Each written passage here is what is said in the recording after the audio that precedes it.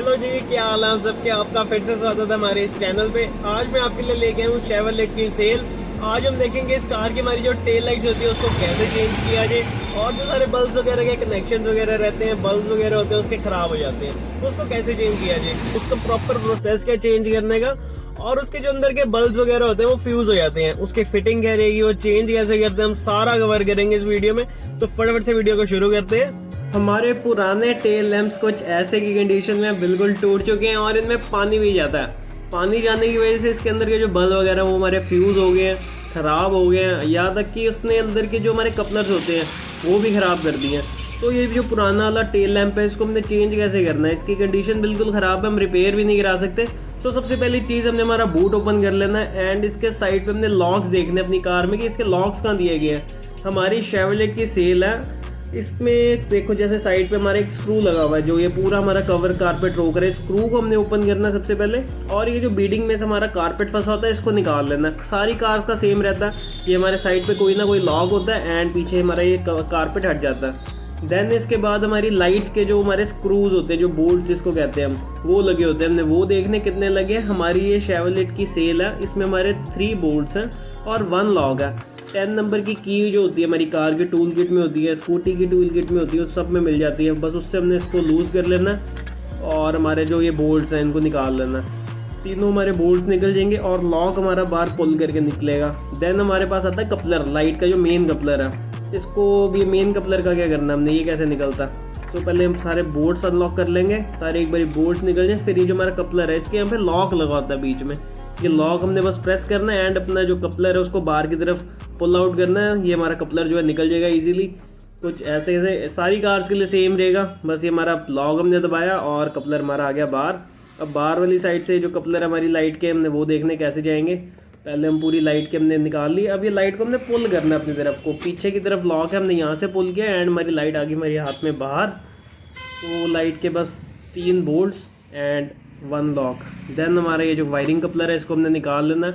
Light से मैंने सारे बल्ब निकाल लिए थे क्योंकि हमारे सारे ही बल्ब ख़राब थे, 1-2 ही जल रहे हैं, बाकी सारे ऐसे देख सकते हैं हम कंडीशन में। पानी जा चुका है, किसी में कुछ हो गया। लाइट हमारी थोड़ी सी भी टूटी हो तो हमारे बल्ब वगैरह ख़राब हो जाते हैं। कोई मेजर वाला इसमें इशू वाली बात नहीं है। बस ये हमारे बल्ब हैं, 10 to 20 रुपीज़ का पर बल्ब आता है। मैं लिंक्स वैसे दे दूंगा, बाकी आप किसी हार्डवेयर शॉप से, किसी अपनी जो आसपास कार का सामान रखते हैं उनसे ले सकते हैं।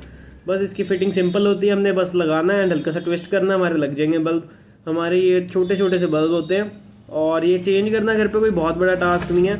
बस ये हमने कपलर निकाला, कपलर की फिटिंग में बिठाया एंड हल्का सा दबा के घुमा दिया। जैसे हम अपने घर के बल्ब चेंज करते हैं सेम वही फिटिंग है, एग्जैक्टली सेम फिटिंग है। और इसके बाद हमारी जो लाइट की बैक साइड है इसमें हमने सिंपली लगा देने हैं बल्ब्स। ये रेफरेंस के लिए आपको मैं कहूँगा एक बारी फ़ोटो ले सकते हैं आप, जब भी लाइट बाहर निकाले कौन सा बल्ब कहाँ लगेगा। वैसे सबकी फिटिंग डिफरेंटली होती है, सारे बल्ब अपनी जगह पे लगते हैं, एक दूसरे की जगह पे नहीं लग सकते।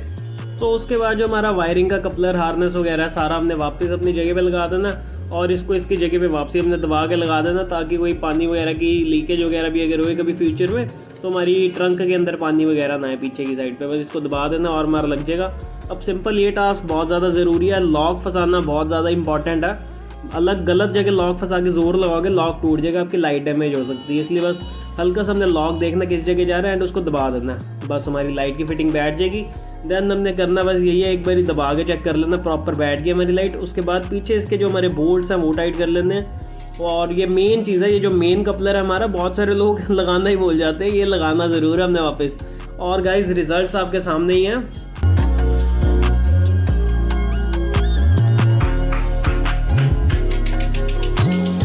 जब भी हम ये लाइट्स वगैरह चेंज करते हैं तो ये देखना बहुत ज़रूरी है, हमारी रिवर्स की लाइट, इंडिकेटर्स की लाइट, ब्रेक लाइट एंड जो मेन पीछे की लाइट होती है वो चल भी रही है कि नहीं।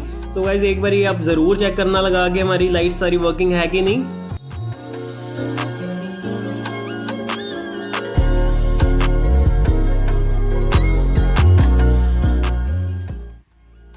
और जो सबसे ज़रूरी चीज़ है, जब भी हम लाइट परचेज करते हैं उसको देखना कि ओरिजिनल है भी कि नहीं, वो बहुत ज़्यादा इंपॉर्टेंट स्टेप है। प्रॉपर बैजिंग होएगी, मिंडा GM यानी जनरल मोटर्स की हमारी लाइट आती है इसमें, एग्जैक्टली ये प्रॉपरली हमारी लाइट सही है, बिल्कुल ओरिजिनल लाइट है। रिफ्लेक्टर्स वगैरह सारा कुछ हमने चेक किया है। आपने भी जब भी लाइट लेनी है उसको चेक करना है वो ओरिजिनल है भी कि नहीं। सो गाइस, आज की वीडियो में आपने सीख लिया कि अपनी एक कार की, अपनी जो सेल हमारी गाड़ी है उसके हमने टेल लाइट्स कैसे चेंज करनी है। और कार्स की भी सिमिलर है, मैंने ऑलरेडी अपने चैनल पे निसान सन्नी 2-3 गाड़ियां और होगी उनकी डाली हुई है। अगर आपको किसी कार का जानना है कि वो कैसे हम चेंज करेंगे तो आप मुझे डायरेक्टली इंस्टाग्राम पे मैसेज कीजिए, वीडियो के नीचे कमेंट करके बताइए, मैं आपको रिस्पॉन्स करूंगा और आपके लिए एक स्पेशल वीडियो भी बना दूंगा। सो गाइस, तब तक के लिए इस चैनल से आप जुड़े रहिए, सब्सक्राइब कीजिए और हमेशा गाड़ी आराम से चलाइए। Thank you guys for watching, stay tuned.